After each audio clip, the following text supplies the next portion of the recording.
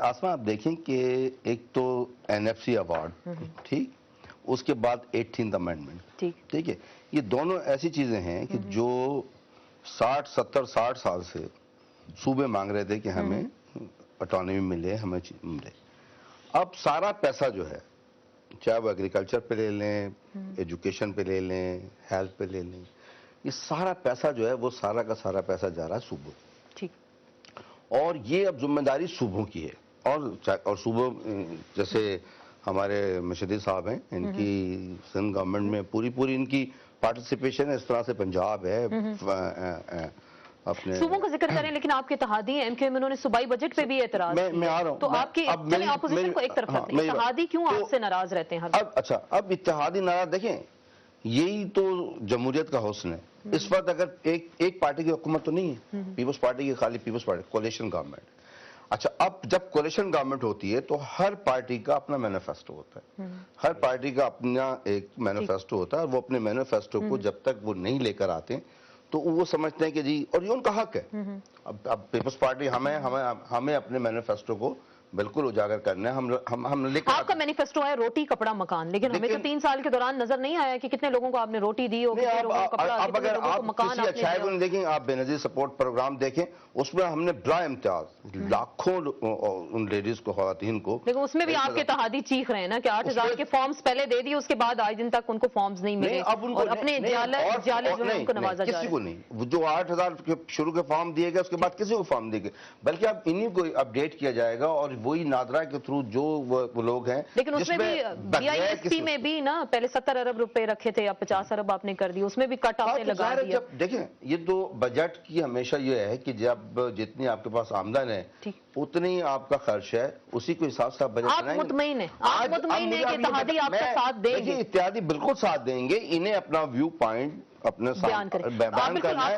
لیکن میں اعظم سواتی صاحب نے ہمیں جوائن کیا، ان کی بھی ہم بات سن لیتے ہیں، پھر آپ سے اس کا جواب ضرور لیں گے. جواب آپ نے میرا پورا نہیں لیا نا. جی اعظم سواتی صاحب سے ہم بات کرتے ہیں، سینیٹر ہیں، وفاقی وزیر ہیں سائنس اینڈ ٹیکنالوجی کے، JUIF سے آپ کا تعلق ہے. السلام علیکم سواتی صاحب. السلام علیکم جی. آپ جی فائن. آپ نے تو جو کیبنٹ کا اجلاس ہوا تھا وہاں سے آپ نے بائیک آؤٹ بھی کیا، واک آؤٹ کیا. آپ پہ یہ کہا جا رہا ہے کہ آپ کی وزارت میں بجٹ کم رکھا گیا تھا، سو دیٹس وائی آپ نے کہا کہ جی میں اس بجٹ کو نہیں مانتا. کیا ایسا ہی ہے؟ دیکھیں جی، پہلے تو یہ دیکھیں کہ آیا سائنس اینڈ ٹیکنالوجی ہے یہ ملک کی وزارت ہے یا میری ذاتی وزارت ہے؟ اس لیے کہ میں تو واحد وزیر ہوں جس کا خرچہ 0 ہے. میں نے تو باقاعدہ طور پہ ویب سائٹ پہ زرداری صاحب کو، جیلانی صاحب کو بھی کہا ہے کہ دیکھیں، اللہ کرے کہ میرے نقش قدم پہ چل کے اس ملک کو بچانا ہے تو ہمارا خرچہ جب تک 0 نہیں ہوگا اور غریبوں کے پیسوں سے جب تک ہم عیاشی کو بند نہیں کریں گے. ویب سائٹ پہ لگے ہوئے ہمارے لیٹر جی. اس سے بڑھ کے تو اور کوئی ثبوت نہیں ہے کہ آپ کے پاس 63 سال میں ایسا کوئی وزیر ہی نہیں ہوا جو جس دیانتداری سے، جس عزم شفقت کے فضل سے میں کام کروں.